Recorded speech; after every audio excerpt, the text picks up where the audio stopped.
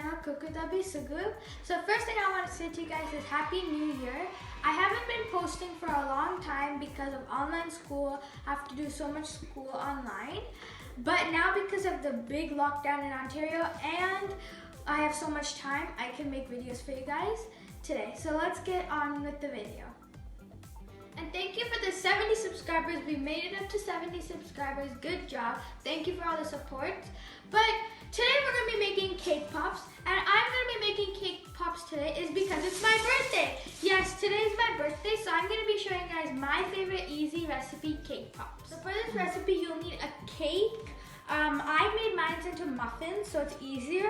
But this is the chocolate muffin recipe. I'll link that in the description so you guys can find it there. If you don't want to make your own recipe, you can also use cake box mix. I used this before and it's actually turned out very nice. You'll be needing cookie sticks or cake pop sticks. I'll link this in the description from Amazon. You guys can get it. It's actually not that expensive, you can get. So these are cake pop sticks. And then I have semi-sweet chocolate chips. You guys can also use candy melts, but I'm just going to use chocolate chips today. You'll also need cream cheese frosting. You don't need cream cheese, you can use any frosting. This is the store-bought frosting from any local grocery store, so it's like just store-bought frosting. So I'm using cream cheese flavor because I feel like chocolate will go well with it. You'll need sprinkles for decoration. This is optional, but I'm using sprinkles. And you'll need a big bowl.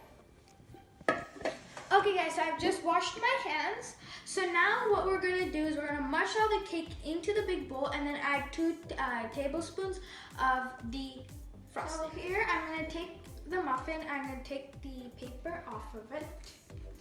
So you can also do cake version, but I just did muffin. So I'm just gonna peel all these and put these in first. But after you take it out of the oven, make sure to let it cool for at least half an hour to 1 hour so then the frosting won't melt into the cake.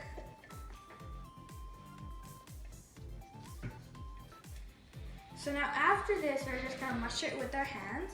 You can also put on gloves, but I just washed my hands, so I'm just gonna do it with my hands. So just make sure to crumble it into the tiniest pieces as possible. So this is close up of how it's looking so far. Make sure to really crumple it well. I did muffin version, so you don't have to take out the crust part of it, because if you're doing cake, you need to take off the top part. So I'm going to do 2 tablespoons of this frosting. You can also make your own frosting and put it. And make sure not to put more than 2 tablespoons. So now I'm going to put in the second tablespoon. So this is only so the cake can mold into balls. So I'm just gonna put this in. So now after I put the 2 tablespoons, I'm gonna mix nicely into the crushed up cupcakes. Make sure it spreads evenly among everything.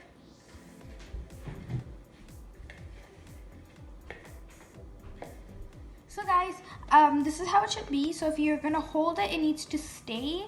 I only added like a bit more. Don't over add. If you guys want, you can add some. My cupcakes were dry, so I added a bit more. But now let's go on to the rolling part. So I've made 9 balls out of this. So I've taken my semi-sweet chocolate chips and I've taken 1/3 cup into a microwavable bowl. And I'm gonna go microwave this for about 40 seconds. So I've just taken this out of the microwave. As you can tell, it's very nice and rich, not too liquidy and not too hard. So this chocolate is like the glue to stick the ball and they stick together. So first I'm gonna take my stick and kind of put not too much but not too less so it really sticks. So I'm going to put this much and then I'm going to take my ball and stick it right through the middle. So it might be oozing out, but that's okay. It's best because then the stick won't come out. So I'm going to do this to the rest and I'll see you guys when I'm done. So I'm done putting the sticks in. Now I'm going to go put it in the freezer for half an hour to 1 hour. So now you'll need to coat these cake pops. They came out of the freezer they put them in there for an hour. So now I'm going to use 1.5 cup of chocolate chips to melt them and then coat the cake pops in. Now I I'm boiling water. So then I'm gonna take this bowl of chocolate chips and just put it on top of it so it can melt faster. So it's melting. This is how it should look. Chocolate's done, so now we're gonna start dipping the cake pop. So now I'm gonna hurry up and dip it. So you kind of want to do this fast and also decorate very fast because then it'll harden. To make it easy, you can also put it in a long glass, a tall glass, to make it easier. So now just dip all this.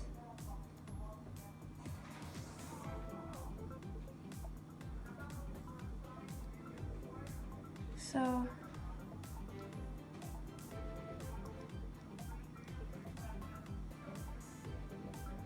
this is how it should look. So now I'm going to take the excess off and add decorations.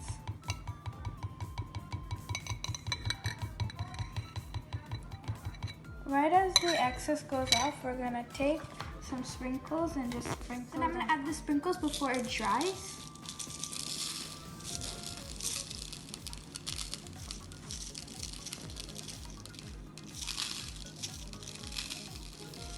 Now I'm going to put this in the fridge for about 10 minutes for the chocolate to harden. As you can see, I'm going to go put this in the fridge. Okay guys, look, I just finished coating them and putting the decorations, the sprinkles on. Look how beautiful they look. They just look store-bought. This looks so amazing. But for the chocolate to harden, I'm going to go put it in the fridge or the freezer for a bit, like 10 minutes, and then I'll take them out and I'll show you guys how it looks. Okay guys, the cake pops just came out of the fridge. They were sitting in there for 10 minutes just so the chocolate on top can harden. So now I'm gonna try one.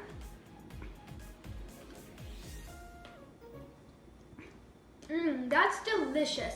So this is so tasty. Not gonna lie, this actually tastes like the one from Starbucks. This is very good for kids' birthday parties, from kids to adults. Everyone loves these delicious cake pops.